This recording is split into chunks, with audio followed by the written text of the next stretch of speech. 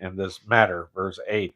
But if any provide not for his own, and specifically for those of his own house, he hath denied the faith and is worse than an infidel.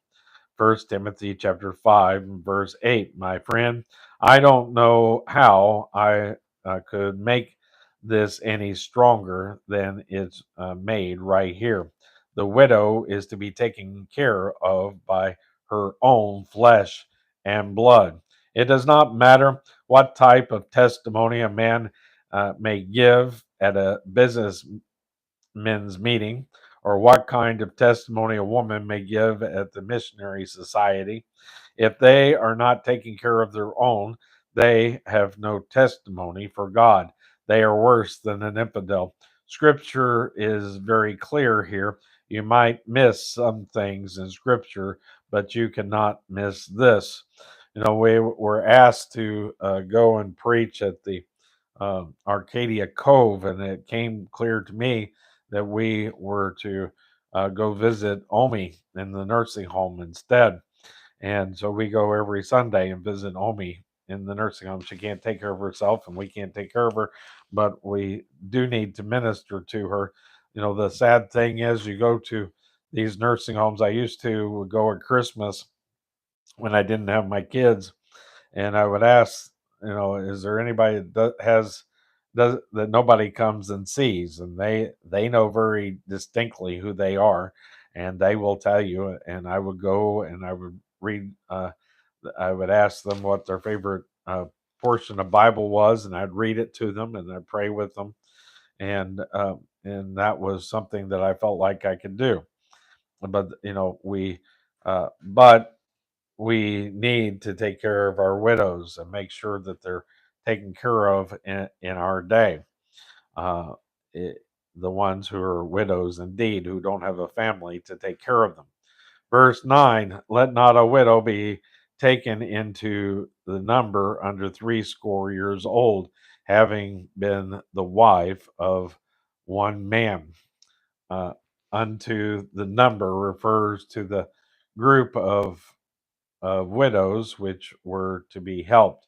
Why did they have this age limit? Because if she was under that age, she could still work and take care of herself.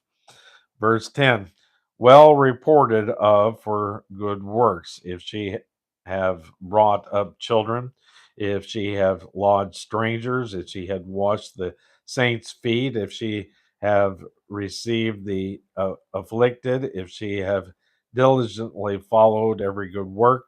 First Timothy chapter 5 and verse 10.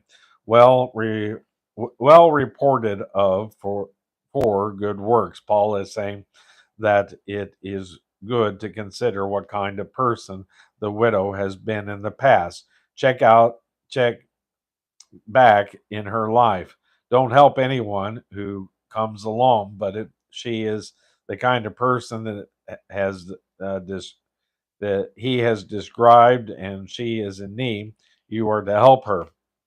I wish that the church could get back to these very basic and simple principles and get away from the sentimental and emotional appeals that we hear instead. We respond to sentimentality, please, from unworthy causes which are appealing to our soft hearts and neglect those in our very midst who have real need. We overlook the wonderful widow in our own church who is lonely and seldom visited.